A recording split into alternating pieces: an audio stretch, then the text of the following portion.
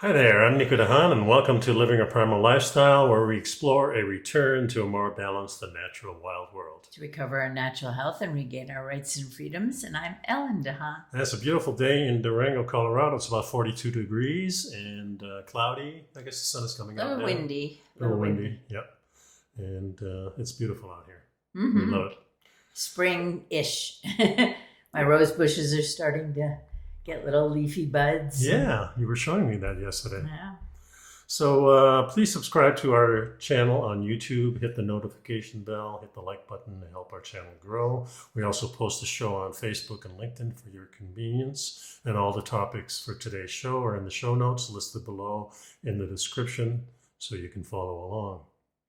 Now, do you wish to enhance your diet with natural and effective supplements? Then we highly recommend Mother Earth Labs for all your vitamin needs.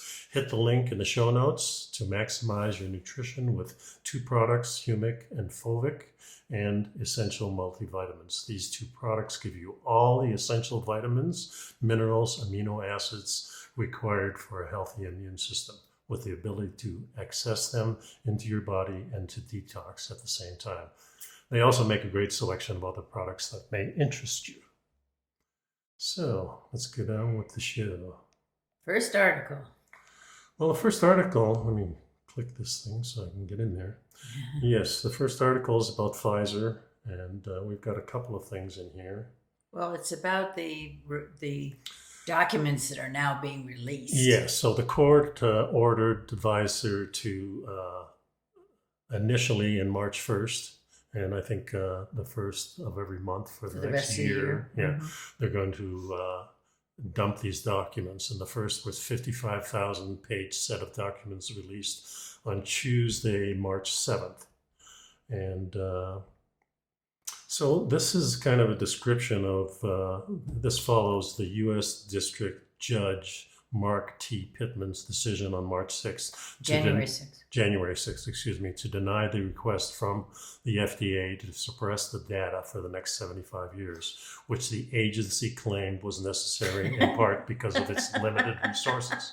Well, now this is the limited resources of the FDA. I understand. But really, the one who has to release this is Pfizer, and they have lots of money, and we've known that for sure. Plenty of resources. So when Pfizer applied, well, this was the first thing that we figured out here that came out in the paperwork. So go ahead.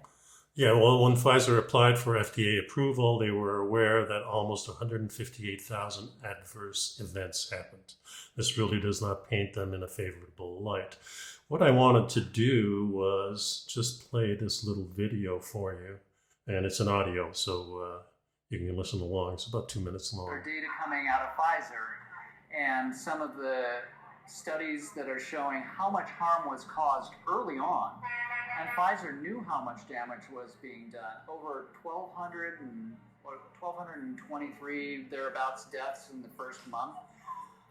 Over 100,000 adverse reactions. Many of those adverse reactions, tens of thousands, which persisted for months. And they buried this. Now, you ask yourself, why do they want the data not to come out for the next 75 years? It's pretty clear why they don't want it to come out. If you consider if an authorization from a legal point of view is obtained through fraud, then the liability protections these pharmaceutical companies are granted through the CARES Act, by common law, those protections go away. And now they are legally liable for their fraudulent obtaining of an authorization. It is overtly and abundantly and almost absurdly clear to the medical profession, especially those of us who have been studying this for a long time, how much data has been hidden by these pharmaceutical companies. They've been given carte blanche to do what they want. These companies are not about health and wellness. So we'll just stop it there. The first link is about this one. It has a little bit of well, I think it's important to note the article covers what kinds of side effects and adverse events there were. Yeah. And this was acute kidney injury, acute flaccid myelitis, anti-sperm antibody positive brainstem embolism, brainstem thrombosis, cardiac arrest, cardiac failure, cardiac ventricular thrombosis, cardiogenic shock, central nervous system vasculitis, death, neonatal death. It goes on and on, talks about seizures, epileptic conditions, liver injuries, low birth rates, multi-system inflammatory syndromes in children, myocarditis, which has sort of been and this comes from the Children's Health Defense Fund. So these are people who look at this all the time. Mm-hmm. The second article here is not an article. Is the video in the article? Yeah, the video's in the article. So I played about half of it, so there's more to it. Mm-hmm. The second one is also a video from Kim Iverson from The Hill, and talks about the first one was from the first wave of documents, right, which was 55,000 documents. Right. This second video is about the second wave, which is 11,000. Okay. So the first 55,000 was released, then it's 11,000 from now on until the end. Each month. Yeah, each month until the end. And what she talks about is that, and these are things that Pfizer documented in just the very early in the first few months. So it's not something that has been dragging on. There's much more evidence to come out.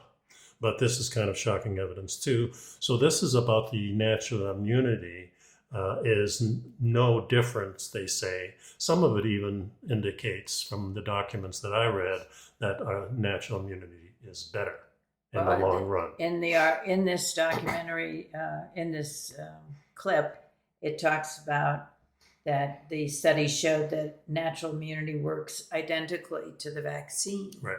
Basically, and that the adverse reactions were unusually high in younger groups of people. Yeah, as you got younger, 40 or less, then the reactions to the vaccines were worse. Yeah, the reactions were worse, but the immunity was higher.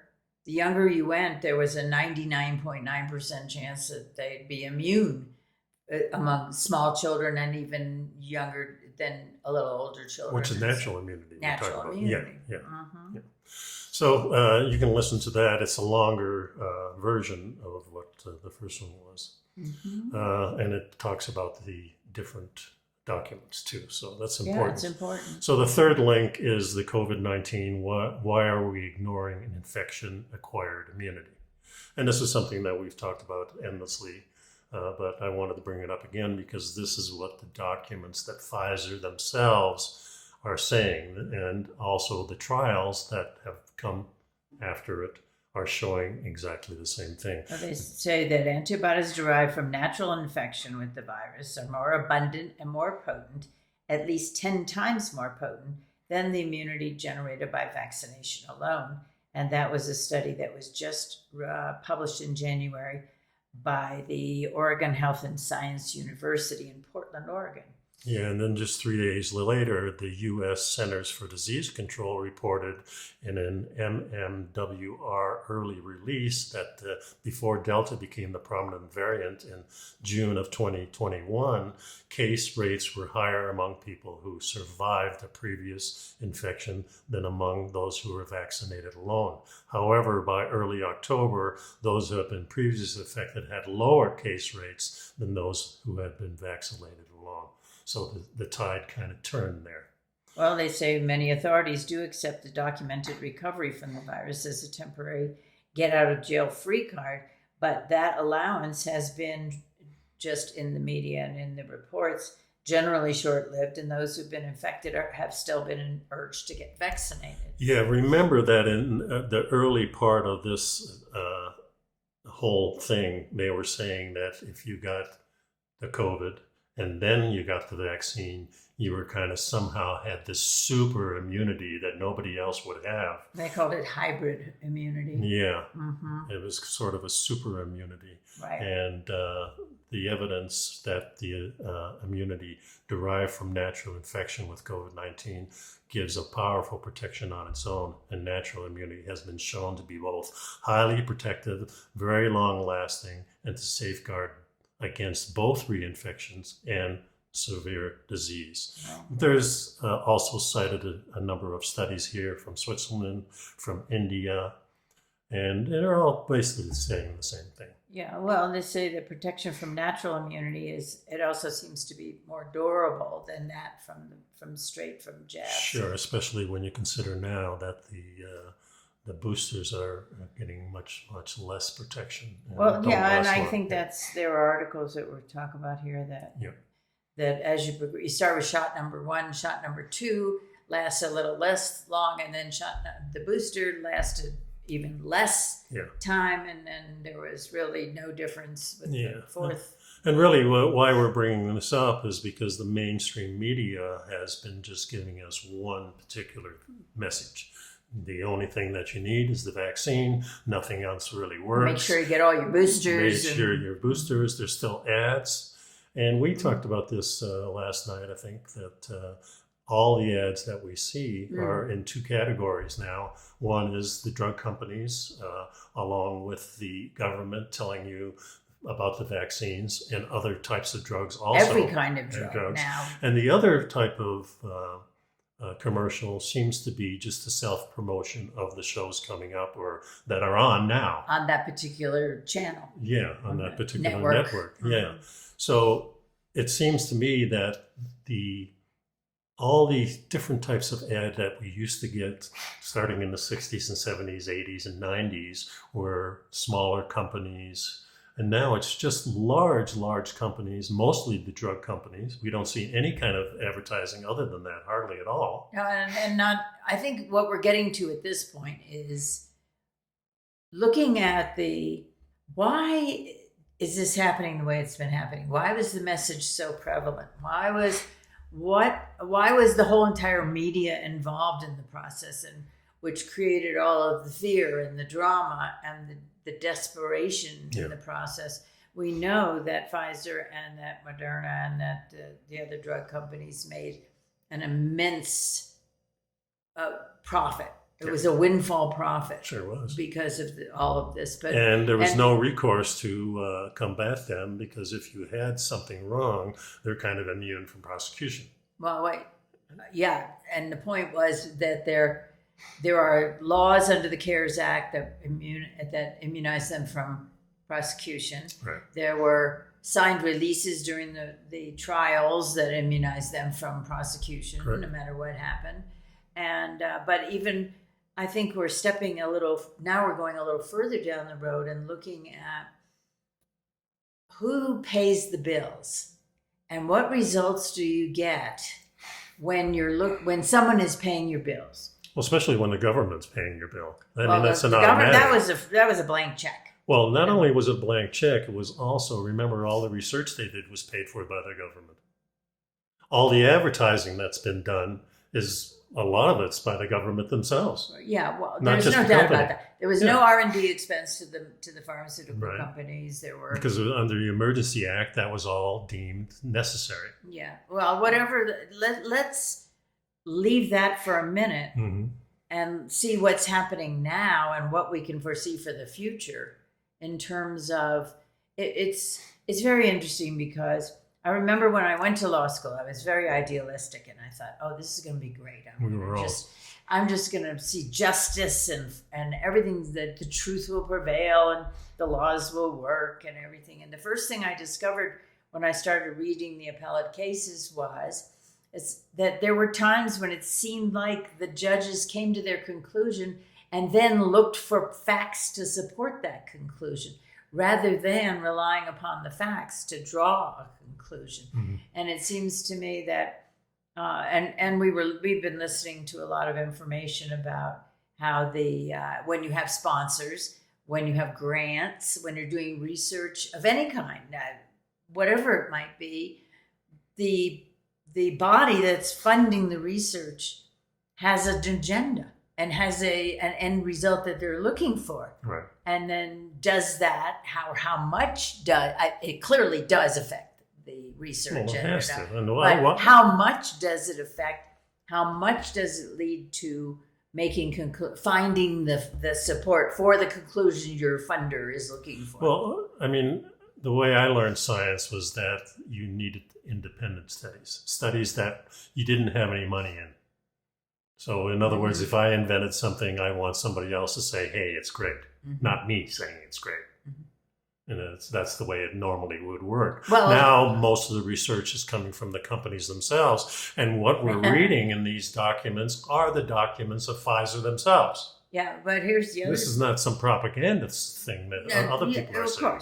Of course. It's not, and it's not being pulled out of somebody's brain. And I mean, it's paperwork that's coming directly from Pfizer. But I think that the scientific method used to involve coming up with a hypothesis and then seeing if you could disprove it. Right.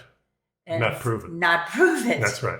And that seems to have changed. It's like, I'm going to give you some millions of dollars and you find that this is the case. Yeah. Okay.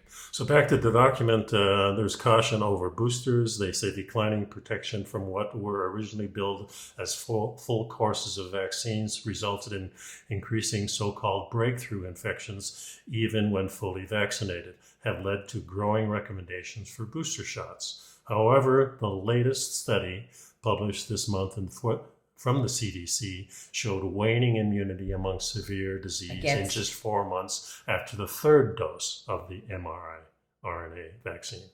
So it was similar to the drop in effectiveness after a second dose. Yeah, and so now they're recommending the fourth dose, the second booster.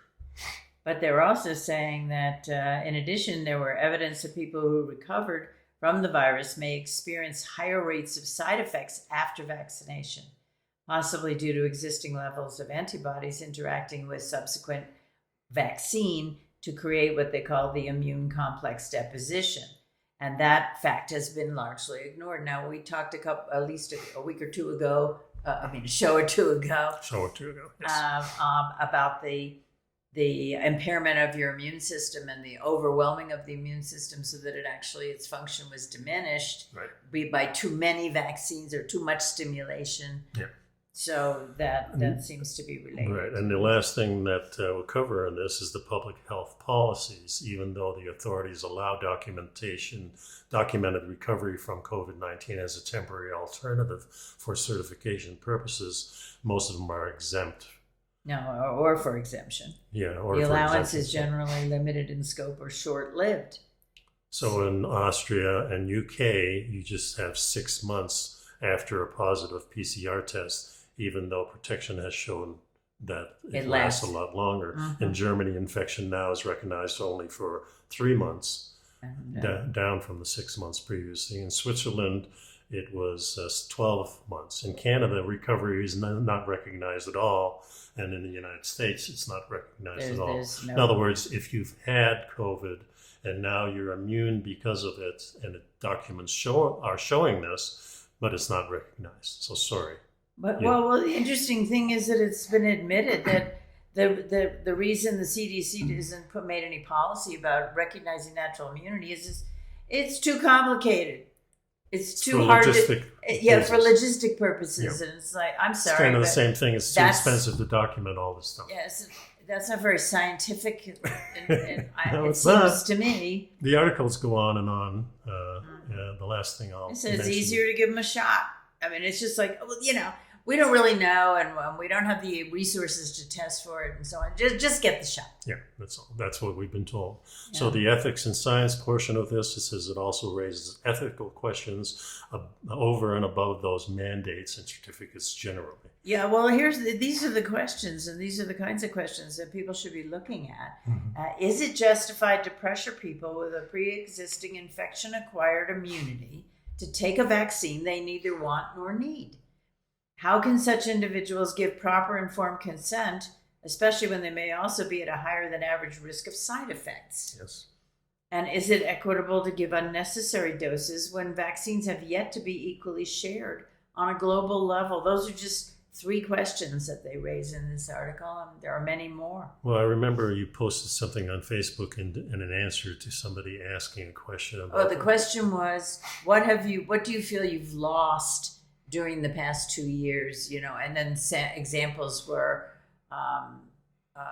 jobs or friendship or or relationships or someone. Or your health. Or, Yeah, so. I like what you stated. Yeah, and what I posted was my First Amendment rights. Yeah, ability to choose. Yeah, Just from common sense. Well, and that is dependent upon getting the information in the first place. That's right. Give us the information. We'll make a decision that is good for us. And that's all we've ever wanted. That's what our Constitution is all about. Our ability to choose and make our own decisions, and especially about our health. And there's a huge constitutional guarantee of control over your own body. Yeah. So, which was completely ignored by this. And one of the things we were talking the other night, again, about unexpected or unforeseen consequences of the past 2 years, of the lockdown, of the illnesses, of people dying, of the huge amount of fear and anxiety and depression and mental illness in general that has now been documented as a result of what went on for the past 2 years. Yeah. And we were talking about managing all of those, managing the anxiety and the depression. And I have personal experience with anxiety because once I went into menopause, I had my hormonal balances were out of whack. Yeah. And then we were with a lot of family, and there's some issues with even the children, some issues with anxiety and issues. Kids today are under a ridiculous amount of pressure. And it's stuff I never thought about when I was young. Well, they're thinking about. They worry about things. Sure. When they're 10 years old, they're worrying about things. Well, you listen to what your parents, are not telling you, but are discussing. Well, you listen to what's going on around you, and you listen to what you're exposed to. And then, but there's also the element of, there's a kind of an amorphous fear that permeates everything that you can't put your finger on it, but you feel anxious, you feel worried. Well, remember, they're telling us to do certain, that you wear a mask, you wash your hands, you protect yourself as much as possible. This thing has been going on for 2.5 years. So naturally, there's going to be anxiety, and that's what we're really going to be talking about. But I'm talking about the non-focused anxiety, the feeling all around you that things aren't right, and that you have to be worried, and you have to be concerned, and what's going to happen. Well, then also all the things that never make sense. You're next to a person, they're wearing a mask, and then when they go to talk to you, they take the mask off.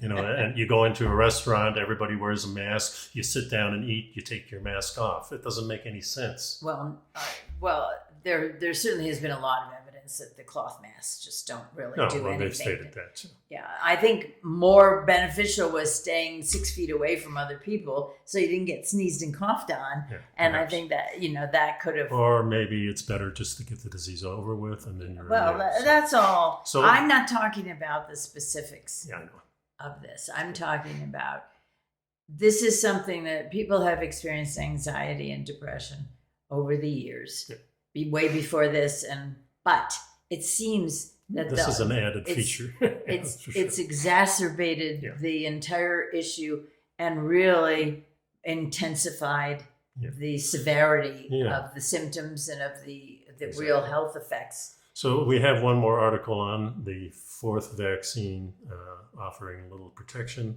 Just read that on your own. We're going to go to the next topic, which is really about the natural remedies for anxiety and depression. Yeah, just what you've been talking about. We were discussing, I was saying, gee, I'm sure grateful that we were able to do all this work and all this research and figure out some natural supports for my imbalances that enabled me to get myself together and to make sure that I could get through, that every day was good and that my mind remained clear and that I felt good and remained healthy. Right. And we were talking about some of the supplements and some of the herbal remedies that are involved. It doesn't, not taking antipsychotic medication. Well, yeah. There are a lot of different natural things that we do. I just think about what I do trying to keep myself sane in this crazy world.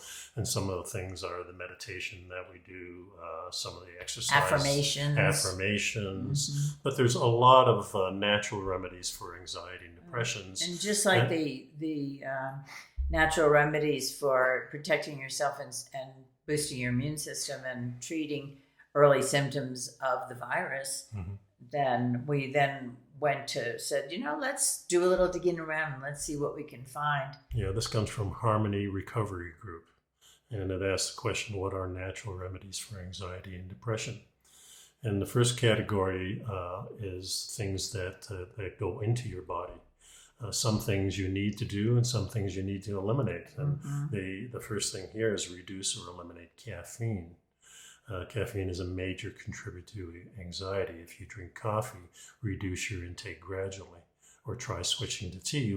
But we also know that tea contains caffeine too.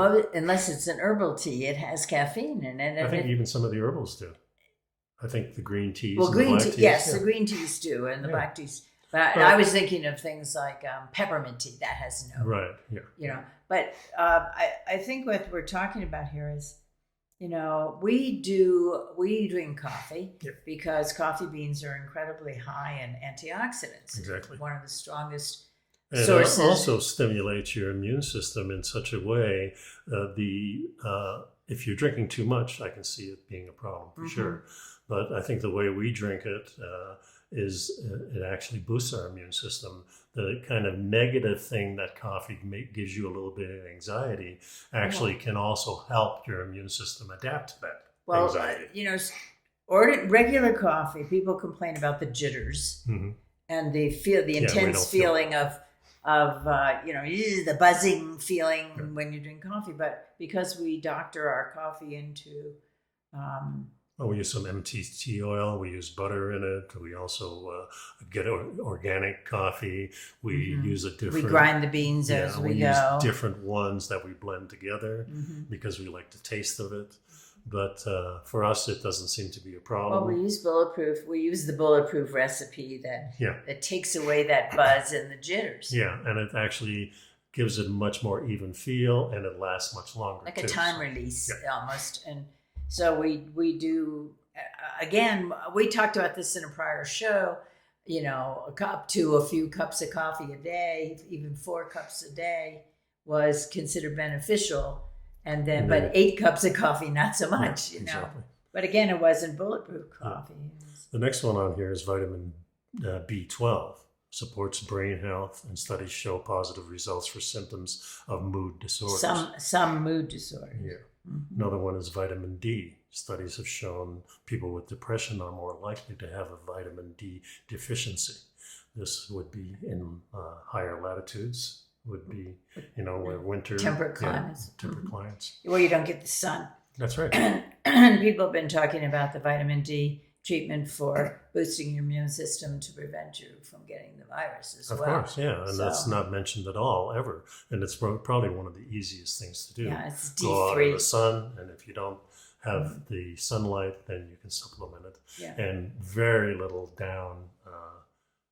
negative stuff can happen. It's safe and effective. Exactly. And, So some of the but other it's things. good for the brain, and it can elevate your mood. So a couple of the other things are omega-3 fatty acids. I would say there's a lot of good fats besides omega-3s. I think saturated fat, as long as it comes from very healthy animals, has been known to just help your mood. I mean, fat is something that we really need. It also depresses your hunger. Yes, it does. So you feel satisfied after that's you right. eat. So you don't overeat.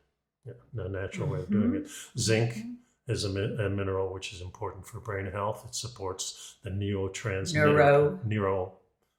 transmitting pathways that both signals that helps. Yeah, helps signals travel to the brain. And the other thing is eliminating or reducing simple carbohydrates. Yeah, one of the things we found right away was when we stopped eating the grains and the chips a regular thing. and the stopped eating pizza crust and bread. And processed carbohydrates. That's what we're talking about. And cereals. Cereals, things like that. And not only does it help your mood, it also helps the hunger Well, right, because those things make you hungry. Well, then the problem is that simple carbohydrates convert into sugar. Sugar makes you want to eat more. It also gets stored in the body as fat. Yeah, and remember that the grains, once they're into those simple carbs, they act exactly like sugar in your body. No, it's interesting. It's like people trying to relax. There's comfort food that they eat. There's having an alcoholic drink. But what people don't realize is alcohol is actually a depressant. Mm-hmm. It stimulates you at first. Even though you feel like you want to get up and dance and sing and have a good time, it is a depressant. Yeah. And it's certainly in large quantities. It's dangerous. But same thing with your junk food. You reach for the bag of Doritos or whatever. Your Cheetos. and those were the days. Well, thank goodness I never was. So the second category are behaviors and practices. And these are we started with what you put into your body. Yeah, and now we're talking about your behavior. So self-care, looking after your personal hygiene, taking pride in the clothes you wear, dental care, all these things fight off depression. Of course they do. You look in the mirror and you think you look good. It helps. Oh, yeah. No doubt about it. Carries you through the day, right? Mm-hmm. Another thing is exercise. Of course, I get a lot of exercise with jiu-jitsu, so that's really good. But I've always known that exercise has done it made you feel good. Well, it made you feel good. I remember taking walks with my grandfather. Mm-hmm. I remember the little walks in Holland before I was 6 years old. Mm-hmm. My grandfather would do that before we ate. Mm-hmm. So it kind of spur on the hunger, I guess. Yeah, simulate your appetite. Exactly. Mm-hmm. And there was something else about that, though. There was the social aspect and the family aspect, and you felt special when your grandfather took you for a walk. And no doubt about it. All of those memories are now connected to exercise or to moving your body. I didn't think about that. Yeah. And again, it's like when we met and we went to the mall looking for engagement rings. Mm-hmm. And we ended up filling out some paperwork sitting in front of the Gloria Jean's coffee shop. And smelling the coffee. Yeah. And then fast forward, a lifetime. And every time I would walk by, in the old days, they used to have the coffee grinding machines right in the supermarket. Mm-hmm. And every time I'd walk by and smell that coffee smell, I'd feel inexplicably happy, because your senses are connected to your memories. Yeah. If you can connect a positive image and a positive memory to an experience, then every time you have the experience, that positive memory will come up again. No doubt about it. And it adds to your well-being as well. Yeah. So besides exercise, there's meditation. Mm-hmm. And meditation doesn't have to be some formal thing where you sit down and you chant and you have certain thoughts. No. Meditation just sitting still can involve thinking about what you want out of life, focusing on your goals, creating goals. Or also just emptying your mind. Well, just sitting in nature. I have never ever been able to empty my mind. Well, there's techniques, of course. Yes, there are ways to help calm your thoughts so they're not rolling around round in your head and so on. But for me, it was always sitting in a field someplace and smelling nature and just concentrating on that, and then the thoughts kind of go away, and then your mind is kind of blank, and then all the energy you get from that. And I think that's what mindfulness really means. Yeah, mindfulness means being aware of where you are in the moment. Yeah, without thought. And the point here about the meditation that I'm trying to make is that if you just sit down for 5 minutes, put aside all the things you have left to do for the day, or all the concerns that people around you are putting on you, or all the expectations, and focus on a particular train of thought that is more positive, that is more energy-filling. And that's what affirmations do. And or even just say your affirmations. And just taking that few minutes will re-energize you and help calm your mind. So some of the other things is just connecting with people. I know when we connect with each other, it's always something that helps my just spirituality. I guess it is. It's just Feeds your energy. Yeah, it feeds me energy. Mm-hmm. The other thing is acts of kindness. Well, wait, before Yep. back to people again, connecting with your family, friends, I think part of the biggest impact of the lockdown was that a whole generation of young people, the millennials, whatever you want to call them, were used to going out with their friends all the time and suddenly could not do that, did not have that support system and did not have that outlet to be able to just not going to school was a big thing. The socialization and the company and the seeing your friends and running around outside and just the simple things that we all took for granted. And as a result, there was some kind of a rise in suicide rates and in a lot of negative stuff. So we need to focus on, so that brings to mind, yes, you want to have people in your life to have your tribe, but you don't want toxic people in your life. Sure. So if you have somebody who tears you down or whose energy is always negative or who you dread being around, don't continue that relationship. Yeah. It's very important. I think this is something that was natural to not, seek out those people.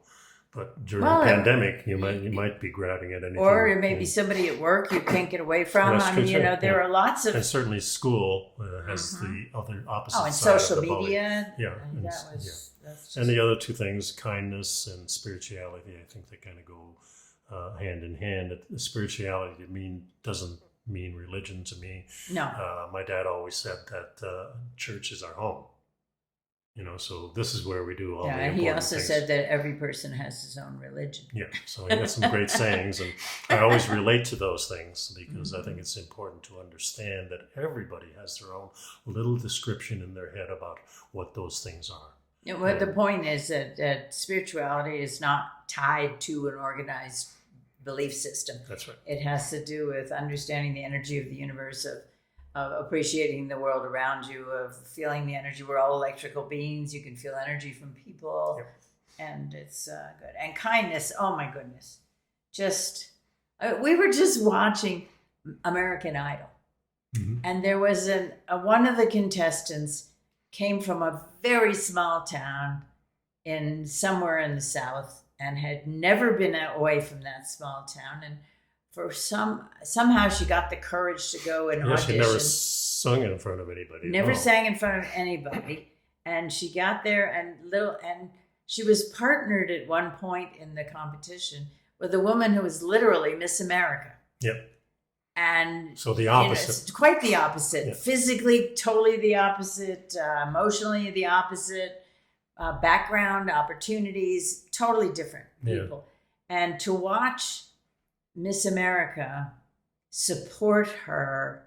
It was something else. It was amazing, the kindness that she showed to that young woman and encouraged her and bolstered her and enabled her to actually reach down on herself and somehow find something she never had before. Yeah, and the last performance she did was really good. It's amazing. So the conclusion of this, that every item shown here is very effective. They're natural remedies for anxiety and depression, and they're all backed up by scientific research. So I thought that was cool. Yeah. There's another article here about natural things too. That's a little bit different. Let's just for a second. Yeah, this article, Natural Remedies to Alleviate Anxiety, and these add a few more things to your toolbox. They talk about herbal remedies. Yeah, and well, of course, they talk about the exercise and so on. Yep. But they also say there are herbs and supplements that may help alleviate anxiety, helping you relax and feel calmer. Just lavender.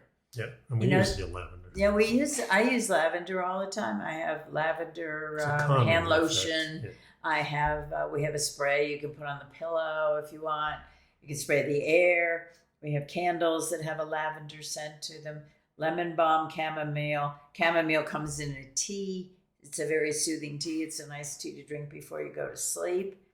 It can Passion help. flower they have, kava. And kava kava. So this is all They- aromatherapy, really. Well, no, this is herbal remedies. Yeah, but they And use, then they I go mean, the to aroma. lavenders, Yeah, then so there's they use- also Yeah. aromatherapy. And, I like candles in the house. White candles help purify the spirit. They help with eliminating negative thoughts and negative energy in the house. And then there are certain other smells that when I smell them, they help me. They just feel relaxing. Just Even go citrus, sniff things like some grapefruit. candles and see which one. When you smell it, you go, oh, and that helps. Bergamot is something that I use a lot. Then they have CBD oil now. Yeah. I take CBD oil every morning. Yeah, the hemp version.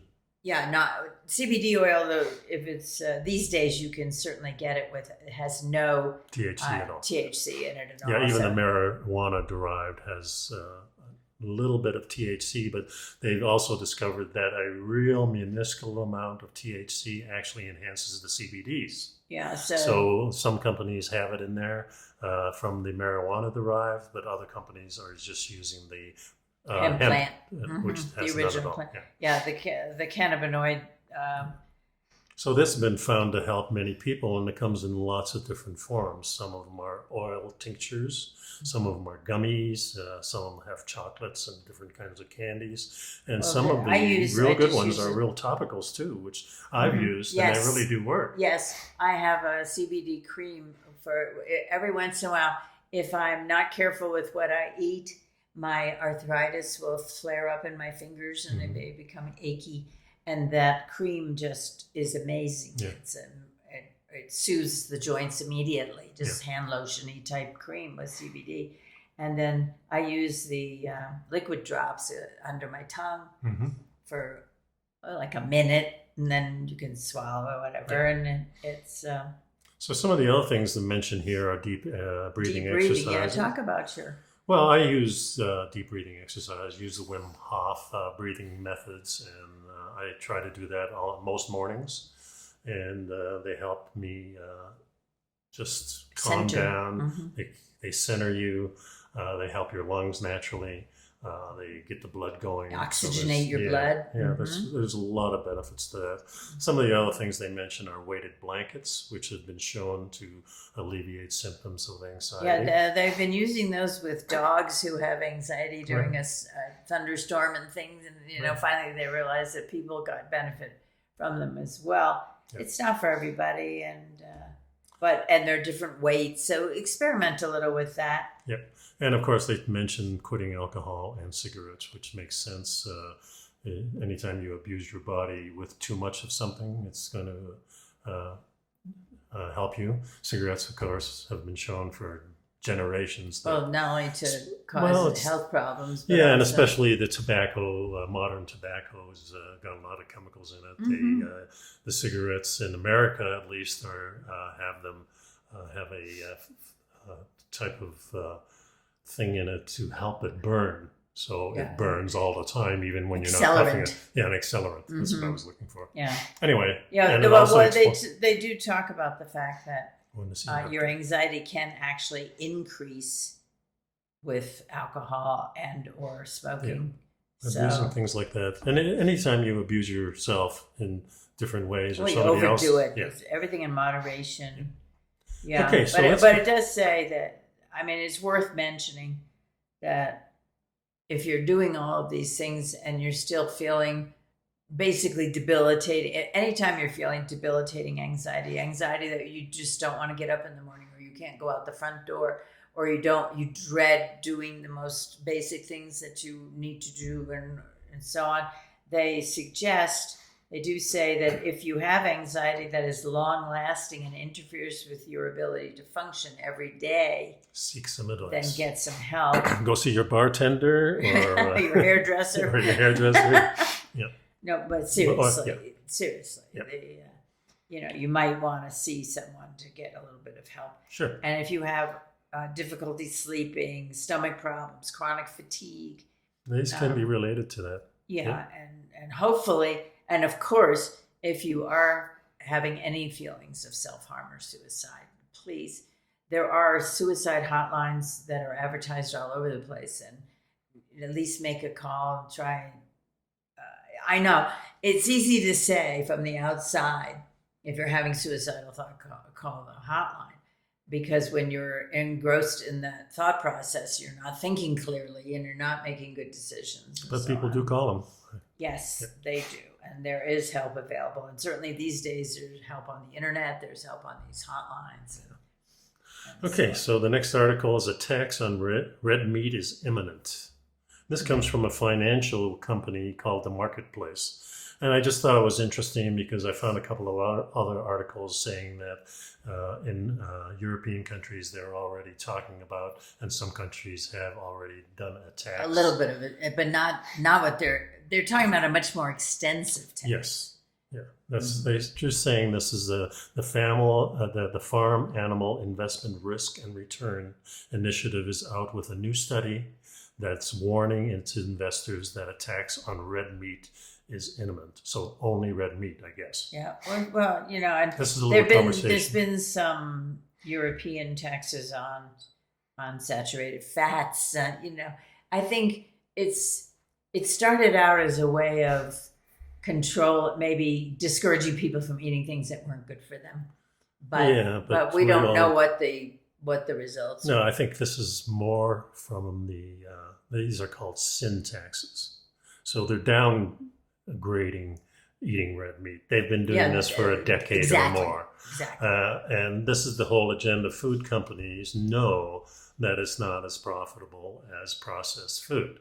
If you get your processed food that's in the center aisles, that can stay on shelves for years without any problems, even though they have an expiration date, that's going to be much more profitable than a fresh food of any kind. We just mentioned it as something that we came across in our research. And I think it's probably going to happen. I mean, this is we don't know. And we'll keep you posted if we come up with anything else on that. So. Okay.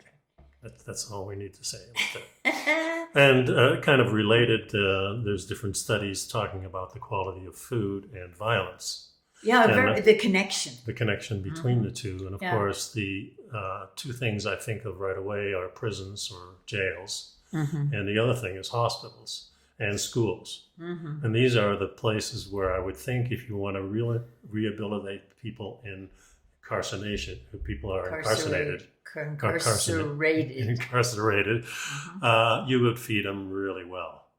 And same with hospitals. Well, but again, and the same with schools. Yeah, you expect if you're in a hospital, you get good food, but that's not. They have a nutrition department, But and the schools, the kids, you'll get the potatoes and the corn and some kind of meat substance for lunches and so on.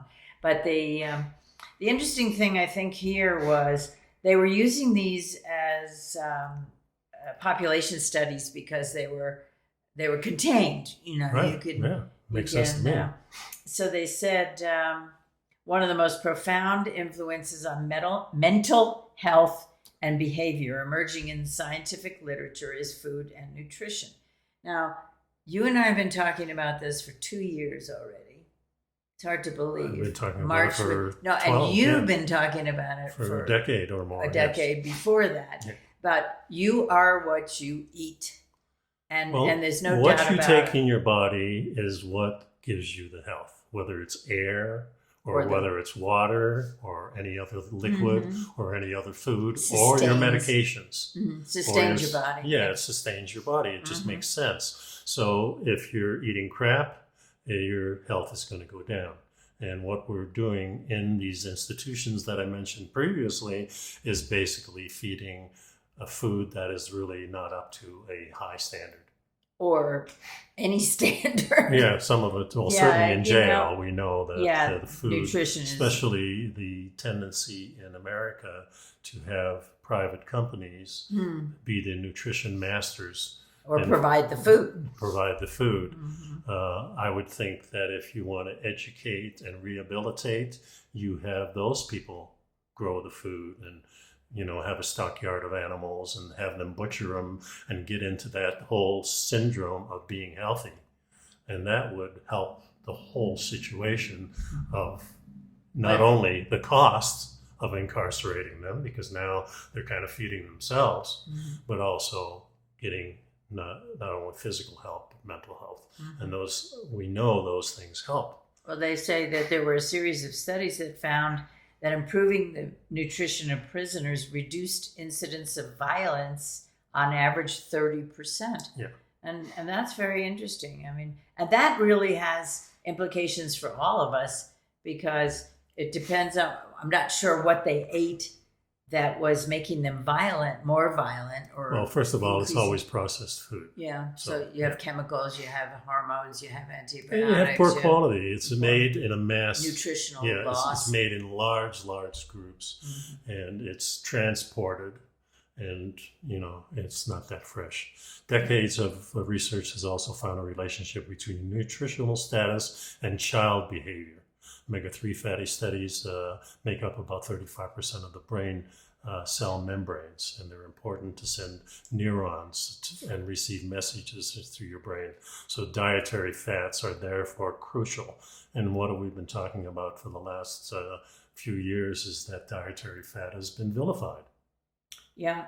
Well, yeah, and it started in the 60s and continued for quite a while. And we know the best fats come from cold water fish, and also from land animals that are eating their natural food. Mm-hmm. So we have the whole thing wrong, because not only do we... Well, let's go to the right here. So let's go to the right. Yeah, so it says, basically, there was a study in March of 2021 in the American Journal of Clinical Nutrition that said that during pregnancy, if there is low omega-3 intake, the child has a smaller brain size during childhood. And another paper back in 2014 from the Journal of Pediatrics found a link between early malnutrition and the behavior of children aged 5 to 6, so that those who had a low fatty acid intake were more likely to show behaviors like physical aggression, defiance, and vandalism. It's these behaviors are a signal that can predict whether a child is likely to take part in antisocial or violent behavior as an adolescent or an adult. And it's not just diet, of course. It's child's learning how to respond to stress and how to handle that you don't punch somebody when you're frustrated, or that's not the way. Well, the thing that comes to mind is, why are they frustrated?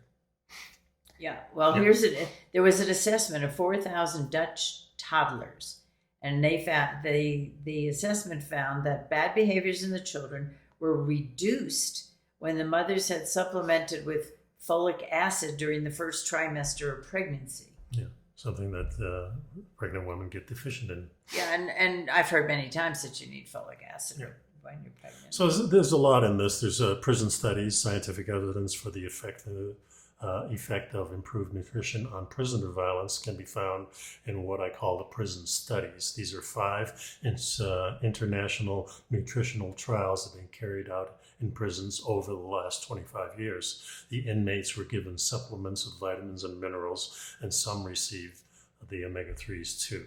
The studies reported remarkable similar outcomes of around 30% of reductions in violence when prisoner nutrition was improved. All of this stuff makes sense naturally.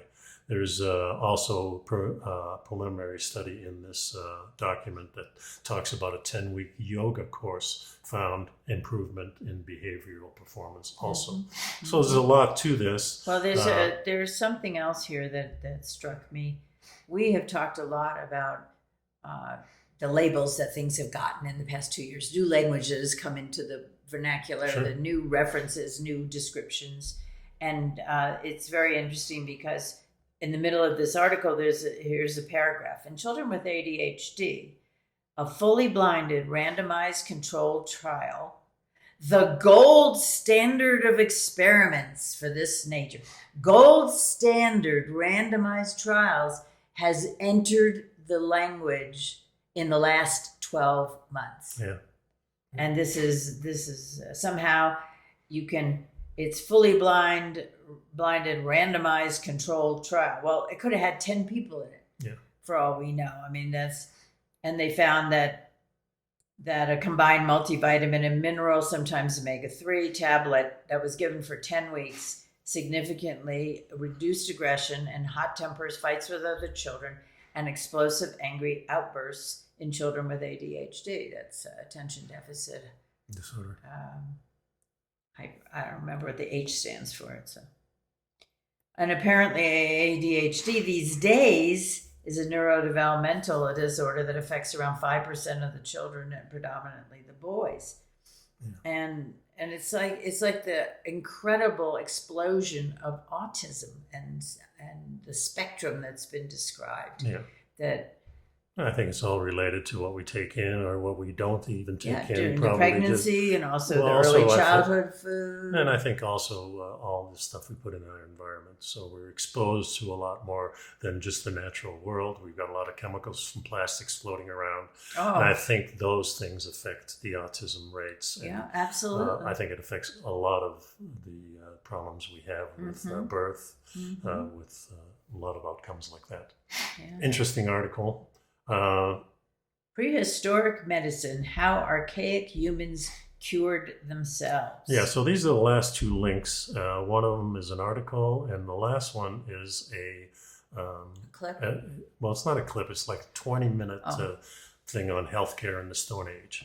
I thought it was interesting because, people a few hundred years ago, we didn't have this medical society. We didn't have pharmaceutical society. Yeah, even 100 years ago, we only had the guy around the corner who we trusted. That was the doctor. He was somewhat educated in this. Or the pharmacist. Or the pharmacist, or perhaps even the shaman. Mm-hmm. People that we relied on when we didn't know what was wrong with us, and we relied on an authority figure in our tribe, or in our group, or in our village, or whatever. Yeah, but before that, we kind of were relying on the people next to us. And natural remedies. But it's interesting because the first article starts out with, long before Alexander Fleming discovered penicillin in 1928, people were using antibiotics to combat infections. In the late 1800s, a French physician observed Arab stable boys treating sores with the mold growing on saddles. He took a sample of the fungus, identified it as penicillium, and used it to cure guinea pigs infected with typhoid. Yeah. And then texts from ancient civilizations, including Rome, Egypt, and China, discuss the healing powers of moldy bread applied to diseased skin. So prior to written history, there is evidence that human ancestors took advantage of many medicinal fungi, plants, and other natural agents. And the use of natural remedies probably extends back millions of years. Yeah, one reason to assume early human ancestors used natural substances. The behavior has been documented in many species, from caterpillars to sheep. Animals suffering from a parasite or other malady will deliberately consume substances that are medicinal but have little or no nutritional value. You see dogs or cats eating grass sometimes. This is the same thing. Yeah. The article goes on to talk about our closest living relatives, which chimpanzees are known to self-medicate.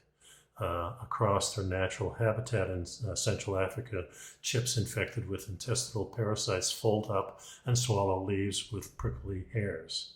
As the leaves travel through the chimp's gastrointestinal tract, the rough surface catches worms and carries them out in their next bowel movements. That's amazing. Stone Age medicine also, they're talking about different papers analyzing plant species recovered from seven archaeological sites in the Near East, dating between 8,000 and 790,000 years ago. This is quite a span. Yes. During this span, the region was occupied by Homo sapiens, Neanderthals, and early forms of other ancestors. Of the 212 plant species identified, about 60% of these were medicinal and edible, and they were used for food, medicine, or both. Another 15% were non-edible, but may have been used to cure small doses. In small doses. And this is the thing, a lot of poisonous plants in small doses have medicinal properties. And we know this is kind of I think in medicine I forget the term they use, but in high doses it's very bad for you, in small doses it's very good for you. It's efficacious. Yes. Yes, and it's also interesting that the last paragraph of this article says it's possible that minuscule DNA fragments of the organisms, and they're talking about natural remedies. So there was one situation, let me back up just for a second here. In earlier work, there were molecules trapped in the fossilized dental plaque of 50,000-year-old Neanderthals in Spain. And in one female specimen with a tooth abscess, the team identified compounds that likely came from yarrow and chamomile that are bitter plants with little nutritional value but are known for their medicinal properties. Geneticists later probed the plaque of the same Neanderthal and found DNA from poplar, which is a tree that contains salicylic acid, which is in aspirin, as well as a type of penicillin. So it's possible that she was in pain from an oral infection, and that she took these remedies to help soothe to stop the pain, and as antibiotics as well. Yeah. So it's a very interesting thing, and the video was even went into more things like little surgeries that were taking place, even some kind of dental. Yeah, evidence they find in the fossil records. Yeah, so it's an interesting thing, and I brought this up because I think at this point over the last 2 years, a lot of people kind of relied on their own intuition and relied on their own common sense, not to get vaccinated or to get vaccinated. Can be either way. And I think that's where we always have to start. A lot of times the news these days is so slanted that we really have to go back and rely on our own just common sense, I think. Because common sense is an oxymoron these days. I guess it is, but it's just, we really have to get back and just go with our instincts. And we have great medicine in this country as far as surgeries are concerned, broken arms, and a lot of other things that I can't even think of at this time. But this whole 2.5 years of mandating certain things, something that we would never have put up with 30 or 40 years ago. Or 5 years ago. Or even 5 years ago. Our rights are documented in this country and many other countries too. And Canada has a Bill of Rights very similar now. And their Bill of Rights was only written in 1980s, where ours was in the 1700s. Yeah. So that's a lot different. So we have a real long standing in this country of making up our own minds and making our own decisions, especially about health and our freedoms. Yeah, well, and let me interrupt you here for a second, because I think the point is that we have, for some reason, we have walked away from our prior practice of being critical about what we heard, being not accepting everything at face value, saying, well, I need to look into that a little further. I want to see what else there is, or I'm not sure that I agree with that. And somewhere along the line in the last 2 years, that position was both discouraged and even punished. Very much so. In the printed and in YouTube, you were vilified for saying certain things. Well, yeah, or you were thrown off the platform. You were demonetized. It was always the case. Let's hear both sides of the story, and let's hear all sides. Yeah, exactly. Yeah. So it's important to let's all get back to, don't take everything that is spoon-fed to you. Think about it. Does it make sense to you based on your own experience? And look at the other side of things too. And look into it further. Yeah, don't just get one point of view. I know when I go to the doctor and he tells me something and I haven't heard it before, I go to the other side and take a look at that too. And it's an important thing that we really need to do. And that's what our freedom is based on. So anyway, that's our show, folks. I hope you get something out of it. And if you want to leave any comments, I've got a description of my email address, which you can use, or put it in the comments in YouTube. And on the next show, we'll go to address those YouTube, things. watch the show, Yeah. hit the like button, subscribe for us. And visit Mother Earth Labs and enhance your health. And thanks a lot for sticking around. Be Bye-bye. well.